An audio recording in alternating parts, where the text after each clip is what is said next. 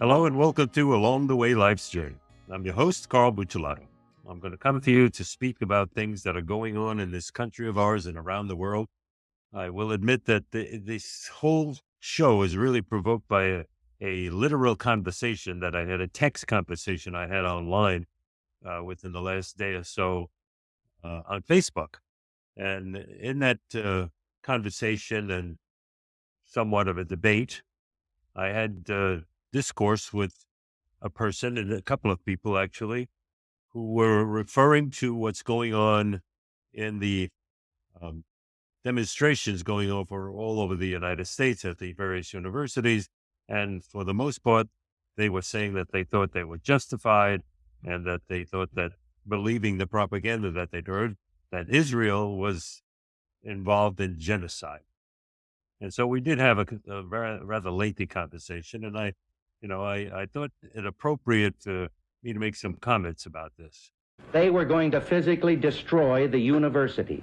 Now, why did you negotiate many times? negotiate? What is to negotiate? What is? Well, The university is a public institution. That's It's an right. important institution But the university for all of its own community and for the community of Berkeley that live around it. All of it began the first time some of you who know better and are old enough to know better let young people think that they had the right to choose the laws they would obey as long as they were doing it in the name of social protest. Firstly, let me just say that I stand with Israel. I do not change my position in terms of that. Israel is our ally. Israel is the only true democracy in the region. Israel is the shining light in that region who took a wasteland and developed it into a modern nation with hope and promise and uh, agriculture and business and research and development and medical and other areas that have truly rewarded the world for its benefit, in its benefit. It also is a place that has engaged in a civilization that allowed Christians, Jews, and Arabs to live side by side within the confines of the borders of Israel. And they get along for the most part in peace. They do business. They go to school together. As a matter of fact, there are even Arab people in the Knesset, which is the parliament, the Israeli parliament. And it is really an example of what can happen when people choose to live together.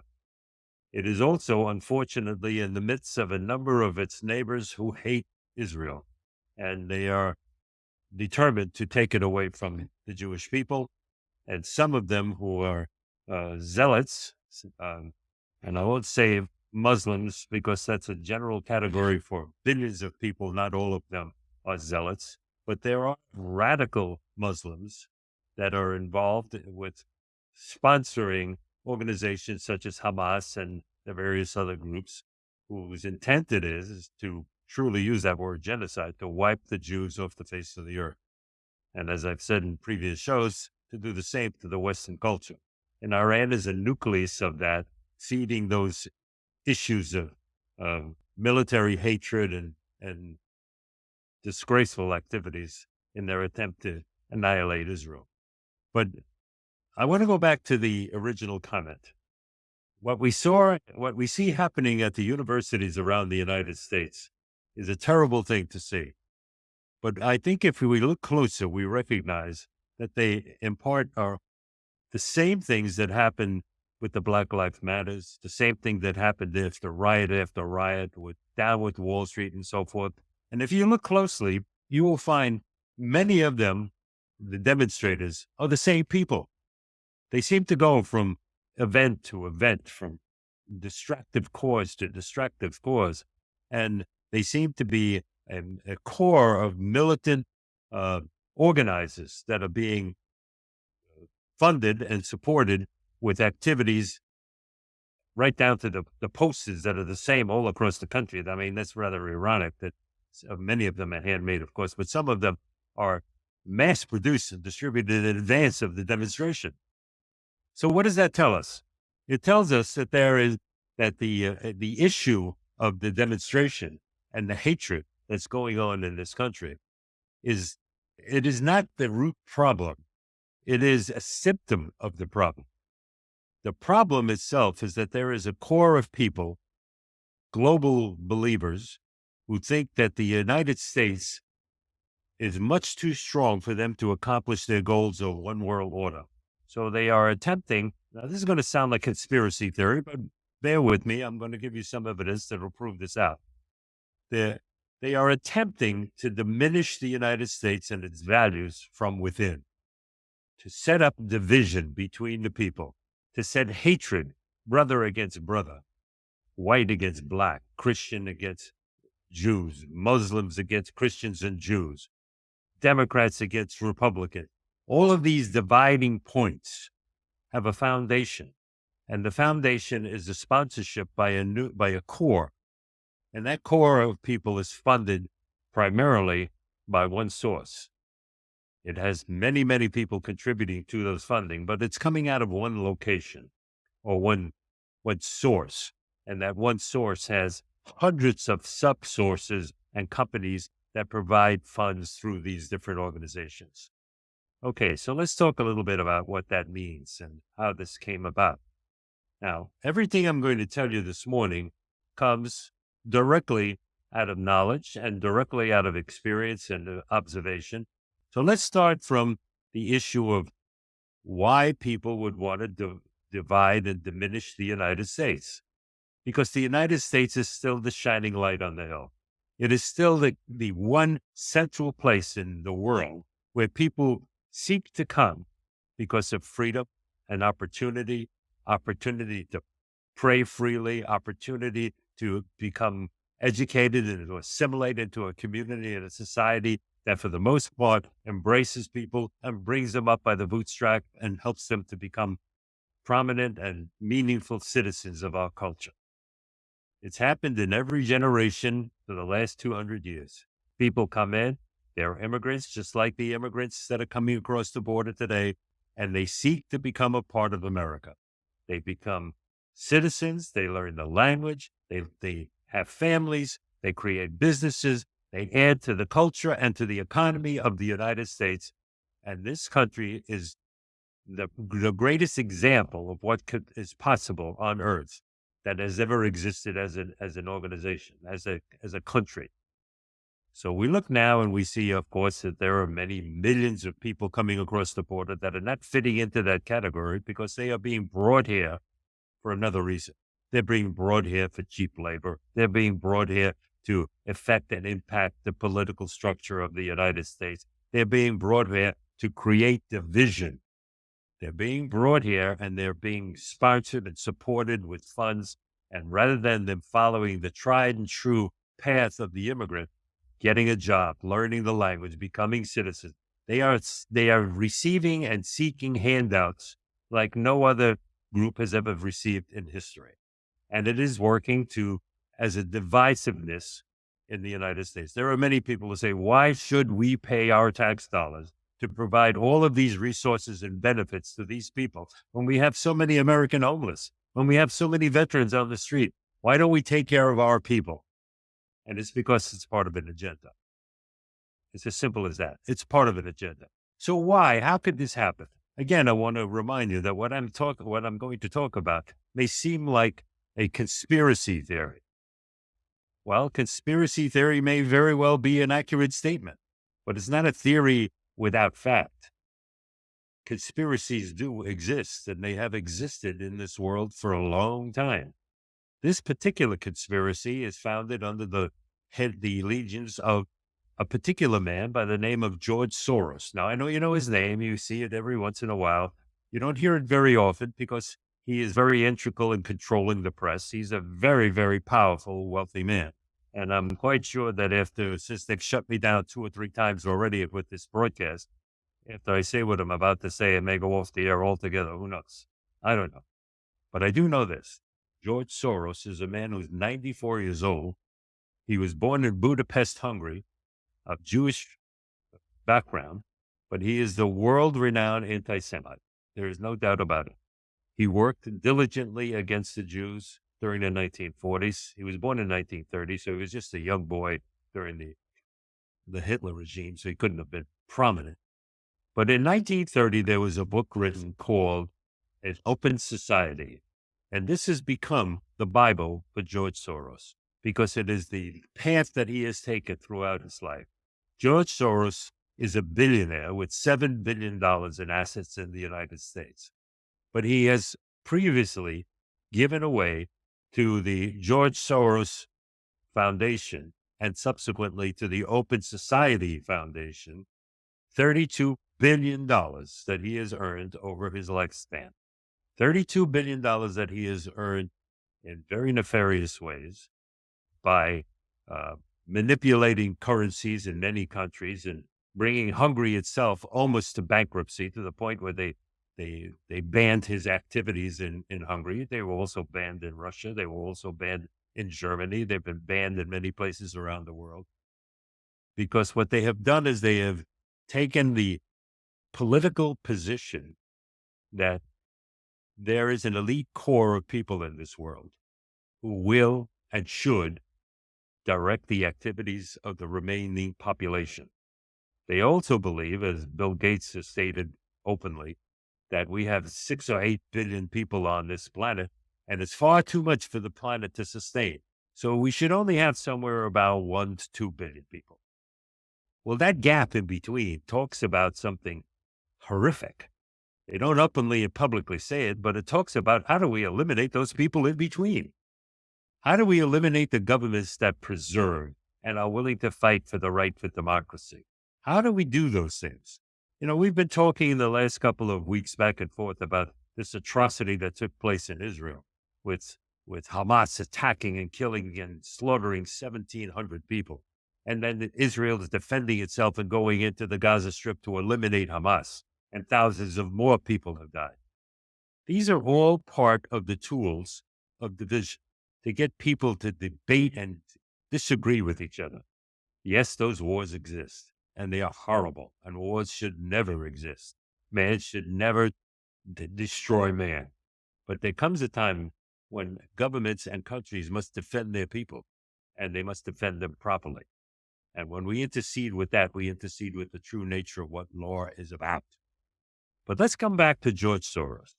He gave $32 billion to the Open Society Foundation. That foundation has created activities in divisions and paid for activities in race relations, in anti-Semitism, in country versus country, in white versus black. Every kind of division you can think of has been funded through the Open Society Foundation, which is right here in New York. It's also been funded in numerous places throughout Europe.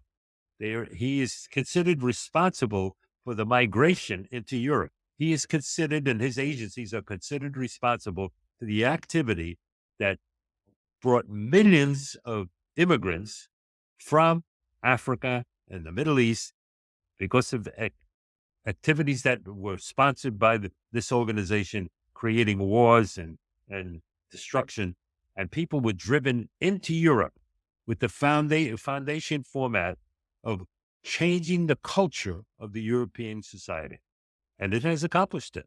You look at Norway. Norway opened its doors and took in 1 million people from Samoa. Norway was a peaceful, wonderful country. People, one of the highest ranked places to live in the world. People loved it. And now, a few years later, 20% of its population is no longer Norwegian. It's immigrants that have come into the nation. And it has gangs, and it has the highest murder rate in Europe, which it never had before. It never had murders before. So the culture in that one particular country was destroyed by the agenda and the activity of a group of people sponsored by the Open Society. And the Open Society is bent on creating the same activity worldwide and eliminating people who have free course, free speech, and free opportunity to debate these things. Again, it sounds like a conspiracy, but they are also, he's been charged with being involved with the Rothschilds, who have been age-long anti-Semites and age-long people who are talking about a one world order, Illuminati, again, one world order, the Freemasons, one world order, elimination of free rights of individuals. Well, this country is the United States of America, And it is the biggest target because it is the toughest nut to crack. We have free-thinking people here. We have people here who recognize that you cannot believe everything that you hear through the press today because it is primarily manipulated by people of the one open society and people of the one world order and people with the deepest pockets you can imagine, not millionaires, but multi-billionaires looking to control how you think, what your children learn in school. So every time you hear something that creates an anger in you because you're listening to an event that took place, somebody said the other day, after all, Israel is openly attempting genocide in the Gaza Strip. If Israel was attempting genocide, they would have to look around their borders and attack and attempt to kill 1 million times their people. How could they commit genocide? It's impossible for them to take on the entire Arab world. But the Arab world is recognizing many of the Arab world is recognizing that they are not their enemy. They work peacefully together when they're allowed to. It is the insurrectionists, the terrorists who are looking to cause more and more disharmony, more and more threat to free press, free world, free thinking people, free praising people. That is the goal. Divide and conquer. That is the goal of people like George Soros. Mr. Soros talked about retiring for some time. He has a son that he has put in position of authority over many of these billions of dollars. And he's just as zealot at the attempt that his father is. He's just as involved with division in this world and specifically in this country.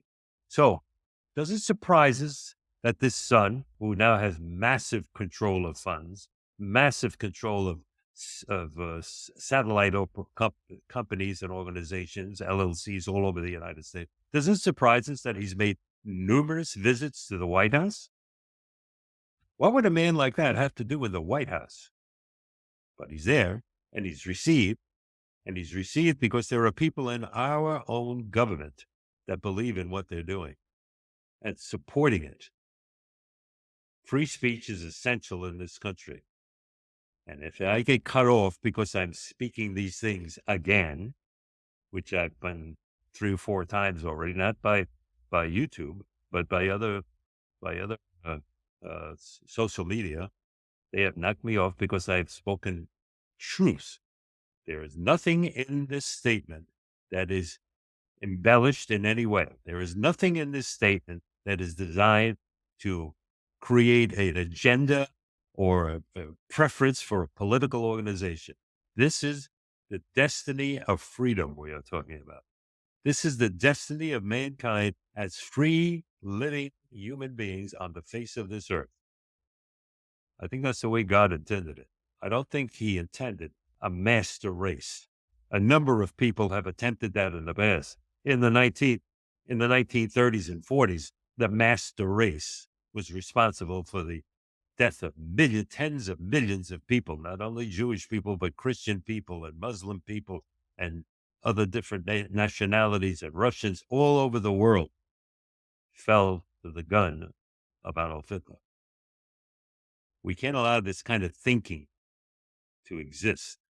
We have to speak out. We have to tell our children. We have to tell our children's children that what you hear in the propaganda that comes through much of the media today is not true.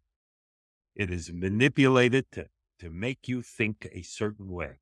It is intentionally designed to divide families, divide people, divide children from parents. It is intentionally designed for people to leave their faiths of their foundation in the past and seek something different that they believe is going to make them a god or is going to give them their own truth in the world.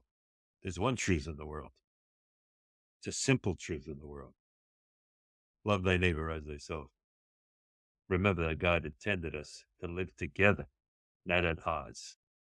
But when someone attacks us, we must defend ourselves. And in part, that's what I'm doing here today. I'm defending my thinking. I'm defending what I believe to be true. I'm defending what I know to be a free country with a right to speak the freedom and the truth without people laughing at you as though you're a dinosaur from the past. I've lived a long time. I've traveled this world more than most people could ever imagine. I've seen and met people of every kind. The best of the best exist on this world, and the worst of the worst do as well. So, I remind you, you must speak out. We are Americans, we are a free people, and we must respect each other's rights. We must speak out against the agendas that would distort the thinking of our young people and others. Look at those young students on those campuses. They are being so dissuaded by people who are paid agitators and leaders to have them think a certain way, that they are risking their education. They're risking their futures. But you know what? I saw one on TV the other night. He's convinced that the government will do nothing about it. He'll be arrested? Sure. He'll be on the street the next day. That's what he proudly said. Time to put a stop to this. We must not appease this kind of thing forever. Appeasement brought us in the 20th century to the near destruction of mankind. Nations that attempted to annihilate masses of people, genocide from the Germans and the Russians with the Ukraine, the Chinese and what they did in their own country, the Japanese as they moved across, Khmer Rouge. We can't allow these things to happen again in the 21st century. Speak out. Stand tall. Be proud. We're Americans, one and all. And thank God that we have the right to do these things and the ability to do these things. So again, I remind you, this is along the way life's journey. And it's part of what I have learned along the way life's journey. You all have a story to tell. I know that. Everybody has a story. Tell your story. Tell it to your children. Tell it to your grandchildren. Tell it to your friends and your neighbors. Because you may be able to influence how they open their eyes and look at the world correctly, not by propaganda. Have people recognize that our neighbors are our neighbors and our allies are our allies, and we must support them. So, I wish you a good day. I tell you, as always, if you like this show, give it a thumbs up and subscribe. Let us know what you think. There will be some tag-ons to this that you can read for yourself and go and find out the truth. Find out the truth. And don't sit idly by when people spread propaganda and lies because they read it somewhere or they heard it somewhere or some anecdotal comment came up and they take it to be true. It's not true. It's lies. There's tons of lies out there. Open your eyes and be able to look through them. So I wish you a wonderful day. And as I tell you all the time, get somebody you know today, give them a big bear hug and tell them you love them. It may be the only time they hear those words. Tell them you love them. And I'm quite sure God does too. Have a great day.